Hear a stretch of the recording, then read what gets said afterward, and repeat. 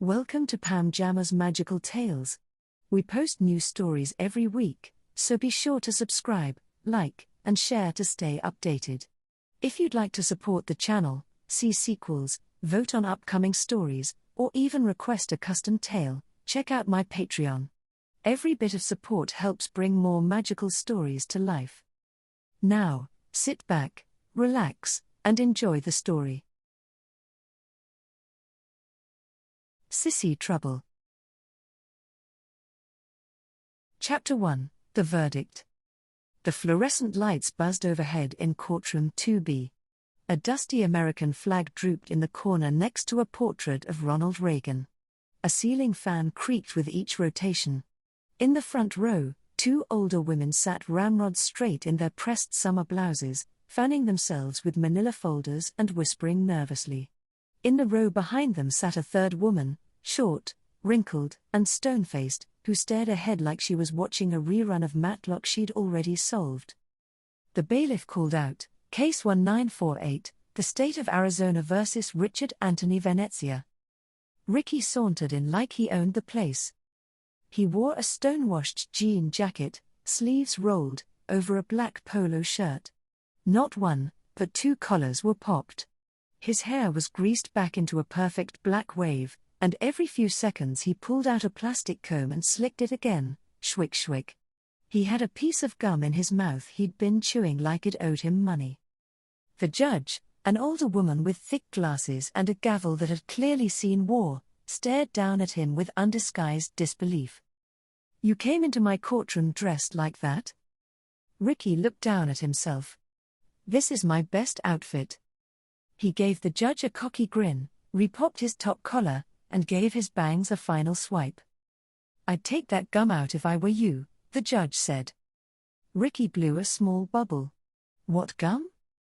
The courtroom gasped. Gwen, his grandmother, stood up, horrified. "Your Honor, if I may." The judge held up a finger. "Sit tight, miss. We're not there yet." She flipped through the file, expression hardening. "So let me get this straight, Mr. Venezia. You snuck into a roller rink, loosened the wheels on over 24 rental skates, then sat on the bleachers with a cherry slush puppy and watched as people fell?" Ricky shrugged. "I mean, technically I didn't touch anyone." "You laughed while an 82-year-old woman broke her hip." "Well, she shouldn't have been out there doing the hokey pokey." Gasps again. Gwen's friend Sherry covered her mouth. Lois shook her head like she was disowning her own genes. Only Marge sat quietly, raising an eyebrow with vague approval. The judge leaned forward, eyes burning holes in Ricky's soul. "You've got two priors, a mouth like a broken lawnmower, and an attitude I wouldn't accept from a feral goat. You're 18, so you're not a juvenile anymore. Do you know what that means?" Ricky gave the judge a wink. "That we can boink? No thanks, Angela Lansbury, I prefer chicks my own age." The judge slammed her gavel. Bang. "That was your last joke." Gwen stood again, trembling a little. "Your Honor, please." I know he's been awful. I know it. But he's not a bad boy, not really. He just needs a little structure. A little love." The judge crossed her arms. "Go on." Gwen stepped out beside him. She gave Ricky a soft glance. He rolled his eyes and leaned on the podium, clearly bored. "When he was little," she said, "he used to come stay with me on weekends. He loved playing house. I'd sew little dresses, and he'd pretend to be the baby girl of the house. He'd crawl around in a diaper and call me Mommy Gwen. He was the sweetest little thing." Ricky went scarlet. "Grandma. Shut up. You're embarrassing me." Sherry and Lois covered their mouths to suppress laughter. Marge finally cracked a grin. "He doesn't want anyone to know that, but he's not just this big tough guy he's pretending to be," Gwen said gently. "He's hurting. And I think I can help him. If you'll let me." The judge stared at Ricky. "Is that true? Don't make me laugh. These old bags don't know nothing." The judge rubbed her forehead. "Well, fortunately for you, Someone in this room still gives a damn. She raised her gavel. You're hereby sentenced to spend the summer in the custody of your grandmother, Gwen Venezia, at her residence in Sunridge Palms. This will act as your probation. You will not leave the premises without supervision. You will follow her rules.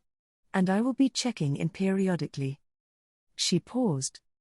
And if I don't like what I hear, I will send you somewhere with cement beds and buzz cuts. Do we understand each other? Ricky exhaled through his nose. Yeah, whatever. Louder. Yes, Judge. The gavel slammed. Bang. Court adjourned. Chapter 2, House Rules. The Arizona heat hadn't let up, but inside the stucco bungalow at Sunridge Palms, the air smelled of lavender plugins, lemon polish, and faint perfume. Ricky stepped through the door and immediately gagged. Oh my God, he muttered. Did a bottle of Grandma fart in here? Gwen gave a nervous laugh as she followed him in. It's just a touch of rosewater, dear. Yeah, well, my nose just threw up. Ricky dropped his duffel bag in the middle of the floral rug with all the ceremony of tossing out garbage. Ricky looked around with exaggerated disgust. What is this place, a dollhouse for retired ballerinas? Jesus. Flowers on the couch, flowers on the walls, flowers on the lamps? Are you guys allergic to normal? Don't be rude, Lois said flatly. He plopped down on the couch and rested his dirty shoes onto the white ottoman. Hey, got anything fun to do around here, or do you just change each other's diapers all day? Sherry gently tried to interject. There's a pool in the rec center, and every Thursday there's a pancake breakfast. I don't eat pancakes.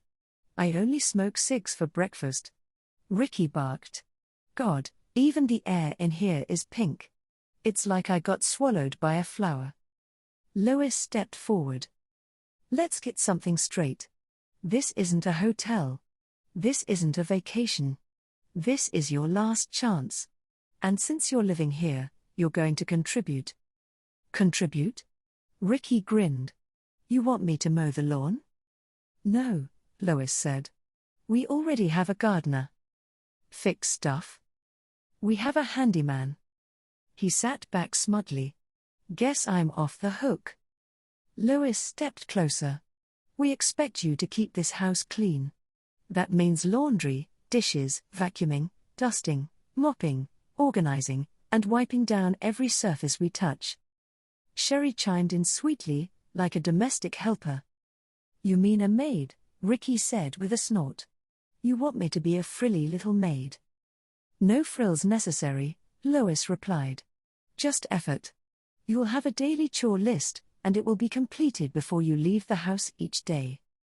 Ricky pulled out his comb and slicked his hair with exaggerated strokes. Shwick shwick. Yeah, that's not happening.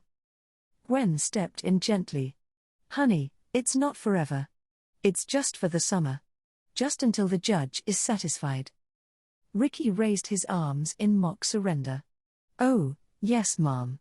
Happy to be your personal Cinderella. Should I wear a dress too? Lois didn't flinch. If that helps you focus. Ricky dropped his arms and laughed. You've got to be kidding me. He leaned back and shoved both feet even deeper into the ottoman, grinding his muddy heels into the embroidery. Nah. I'm good. If you want a maid, go find someone who didn't ace gym class. Real impressive, Marge called from her chair without looking up. You know, the last guy who crossed Lois ended up wishing he was never born. Ricky turned to her. Yeah? How'd she do that? Marge finally looked up, eyes twinkling. You'll find out soon enough with that attitude. Ricky scoffed, but for just a moment, his grin faltered. Chapter 3, I Wanna Rock. We'll be back by 3, Lois said as she adjusted her oversized sunglasses and reached for her car keys. We expect you to take care of vacuuming and kitchen counters. Simple. Yeah, whatever, Ricky said, barely listening. He stood by the window, flicking a toothpick between his teeth like a character in a movie only he thought was cool. Sherry clutched a grocery bag packed with Tupperware. We're attending a potluck and planning committee for next month's senior fashion show. You'd be bored. Marge snorted behind them. He's already bored. That's the problem. Gwen lingered near the doorway. Please try, Ricky. Just give it a little effort. For me. Ricky saluted mockingly. Aye, Captain Mothballs. The door closed. 5 minutes later, Ricky was sitting on the porch with his feet on the railing and a stereo blaring Twisted Sister when a girl rode by on a bike, black lipstick, ripped jeans, and a ripped Ozzy Osbourne t-shirt. Minutes later, she was in the living room. The front door creaked open at 3:05 p.m. Gwen walked in first, arms full of deviled egg containers, followed by Sherry, who was still wearing her Sunridge name tag, and Lois, who immediately stopped in her tracks. "Oh no," Lois muttered. Music thundered through the house, really idle this time, and the living room looked like a war zone. Cheetos were crushed into the carpet like bright orange confetti. The vacuum sat in the hallway, untouched. Someone's soda had spilled and dried into a ring on the coffee table. And on the couch? Ricky and the punk girl lay tangled together, making out like it was the last night on Earth. Her scuffed combat boots were on the armrest. Ricky's sneakers were still on his feet, propped across Gwen's laced oily pillows. Lois stormed forward and clicked off the stereo. The silence was instant.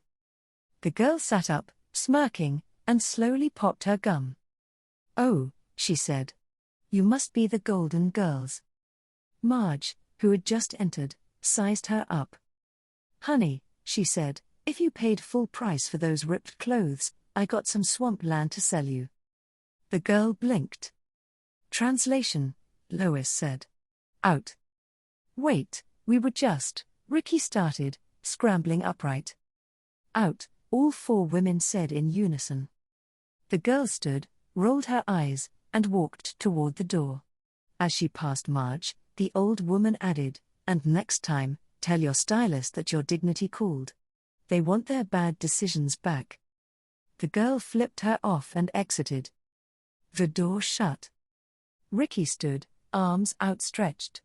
"What the hell? You just ruined my afternoon." "No," Lois said calmly. "You ruined ours." She pointed at the mess. "We asked for two things. You did less than none. You invited a stranger into our home. You used our furniture like a jungle gym. And you smeared," she picked up an orange-stained throw pillow, "cheese powder onto hand-embroidered fabric."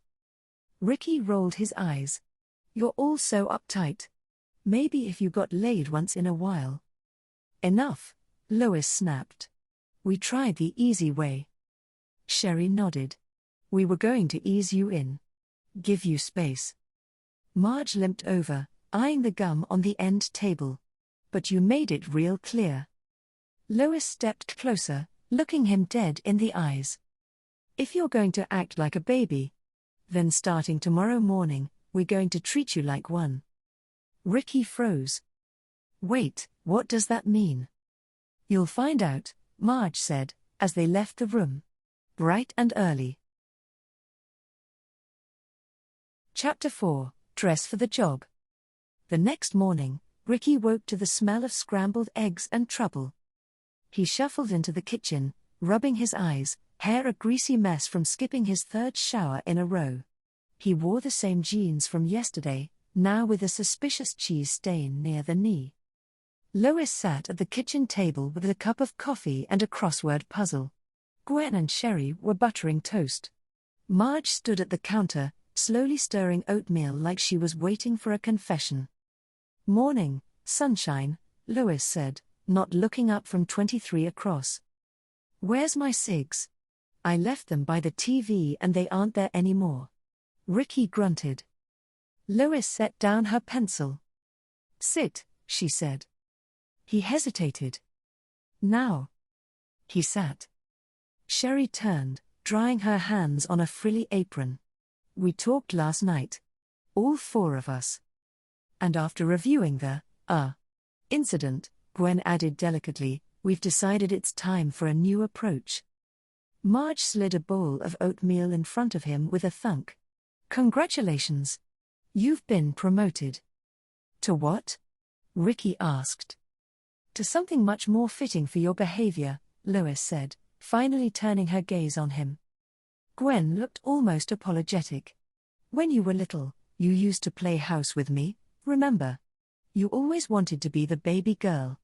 I'd dress you in diapers, and you were just the sweetest little thing. That was when I was 5, Ricky snapped. Well, Lois said, sipping her coffee. It's clear that 18 isn't working out for you. So we're going back to 5. Sherry beamed. You're not just going to be our maid anymore, sweetie. You're going to be our little baby girl maid. Ricky blinked. What the hell does that mean? It means, Lois said, standing, you're going to get dressed, properly, and then you're going to start your chores. With a new attitude. Ricky stood up, knocking over the stool. No. You've lost it. This is crazy. You can't make me do this. We can, Lois said.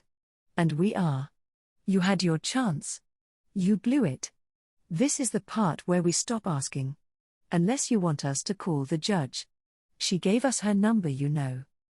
Sherry put a gentle hand on his arm. Come along now. Let's get you changed. Ricky jerked his arm away. Changed? What am I, a baby? Marge cleared her throat. You said it, not us. They led him down the hallway. Gwen opened the door to Sherry's room. Ricky stepped in and froze. The bed was neatly made, but across the floral comforter lay a shocking spread. A thick adult diaper. A vintage pink nightgown with lace trim. White stockings. A hairbrush. A makeup kit. A bra. A small bottle of rose-scented perfume. And a pair of pink slippers. Ricky took one look and backed up fast. Absolutely not. Lois blocked the doorway. Oh, I think we're past the negotiating phase. Ricky's breath quickened. Come on, I'm sorry, okay? Yesterday was stupid. I was being dumb. I'll vacuum. I'll clean. I'll do whatever. Just, please, don't make me wear that. His voice cracked. Gwen gave him a soft, pitying look. He's not calling us names anymore. Progress already. Yeah, Marge said, poking her head in. Maybe we should have done this yesterday. Ricky's shoulders slumped, the fight melting out of him like ice on hot asphalt. Lois clapped her hands. Good.